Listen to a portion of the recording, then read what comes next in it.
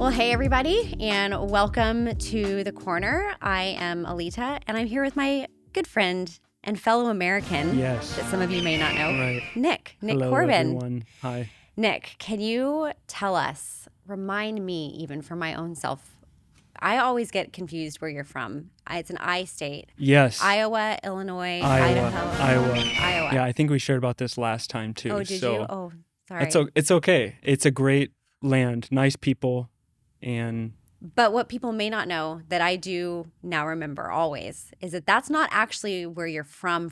That's not where you were born. Tell Right. everybody. I was originally born in your state, the great state of Tejas, Texas. Tejas.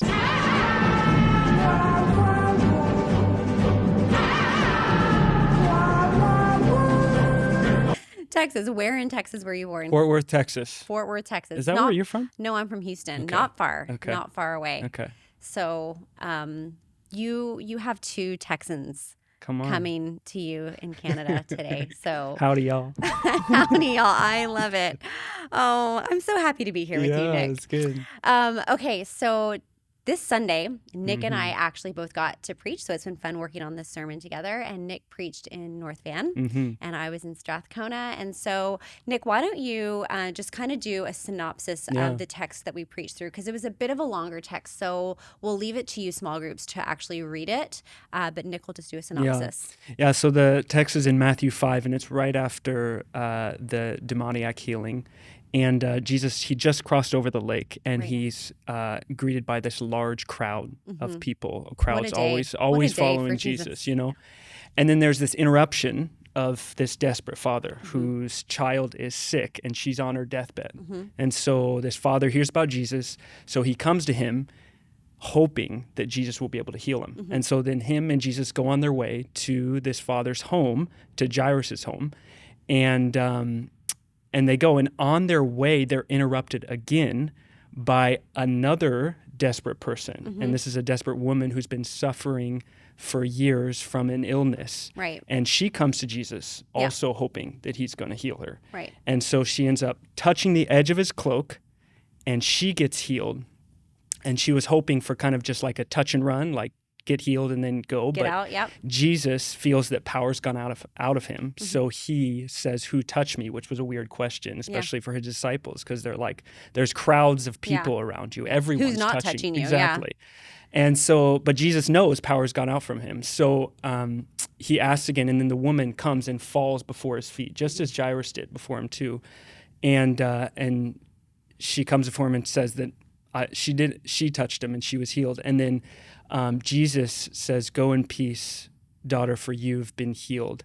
And then after that, they go to Jairus' home, and Jesus ends up healing Jairus' daughter as well. Yes. And so it's a big lot to unpack here, but Alita, can you just share a bit? Yeah. Before I say some things, I just, reading this story, you feel for Jairus, like the tension that he must have felt. He came with an immediate need, like, my daughter is on her deathbed. I need you right now.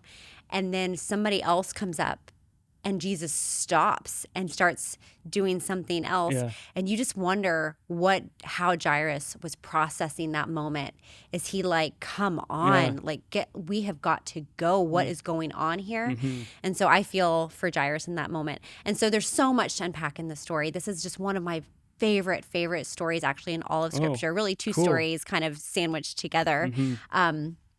But just one of the things that I find so interesting is the juxtaposition between Jairus and this woman. So a few things just to name, if you consider the stories side by side. So he was important because he was a synagogue leader, very highly regarded in the community. She was considered an outcast because she had the sickness for, it said 12 years.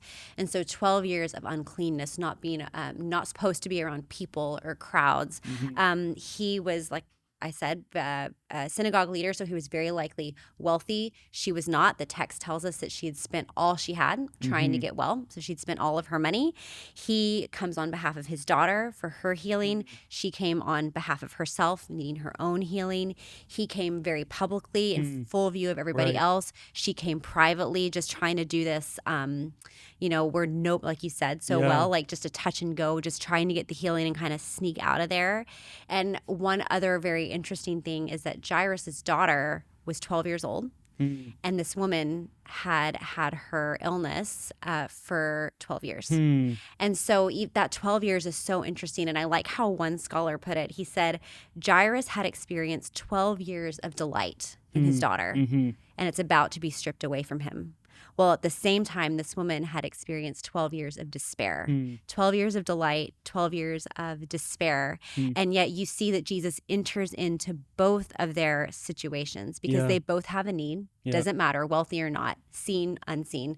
They both, at the end of the day, just like all of us, no matter what station of life we're from, no matter what our background is, no matter what our history or our story is, we all eventually come to Jesus with a need. They both come to him very, very desperate.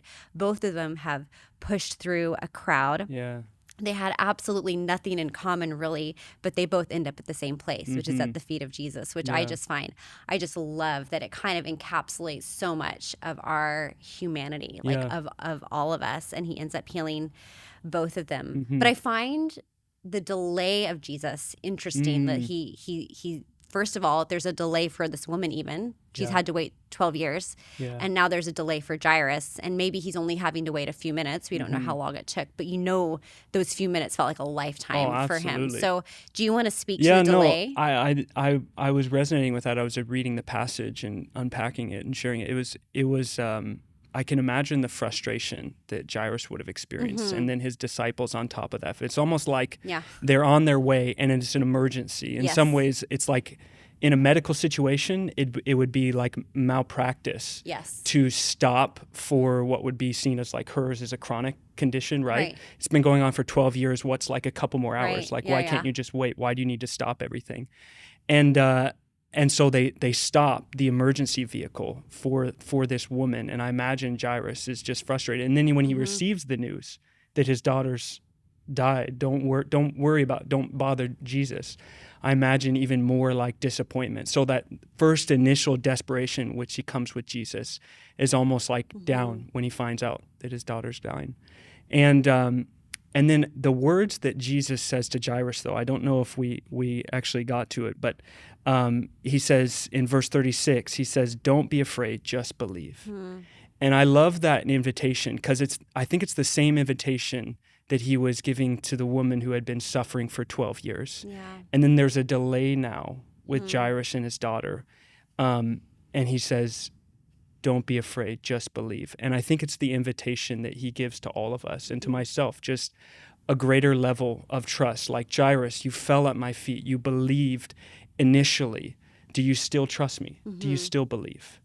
And I think that's an invitation, and it may be even a question that we can wrestle through of what things that are we trusting God with or laying before him or finding it hard to believe in not seeing his answer or like maybe the delay or what seems like a delay in God. Absolutely, because I think that's one of the tensions of a text like this is that in this story, in both of these stories, we do see they both receive healing. But let's just rewind in our minds for this woman who had experienced long suffering for 12 years. She didn't know what her outcome was going to be, just as many of us don't know what our outcome is going to be. And that is the nature of long suffering. In that middle ground, where is our faith? And you're right, I love that invitation of Jesus. So there's lots here for you guys to talk about. And so we want to throw it to you, small groups. And hey, before we head off, I do just want to quickly mention, because I forgot to mention it off the top, Serve Day is coming up. We'd love for you to register. Serve Day is happening Saturday, June 8th, and it's going to be awesome. So love you guys. See you soon. Peace.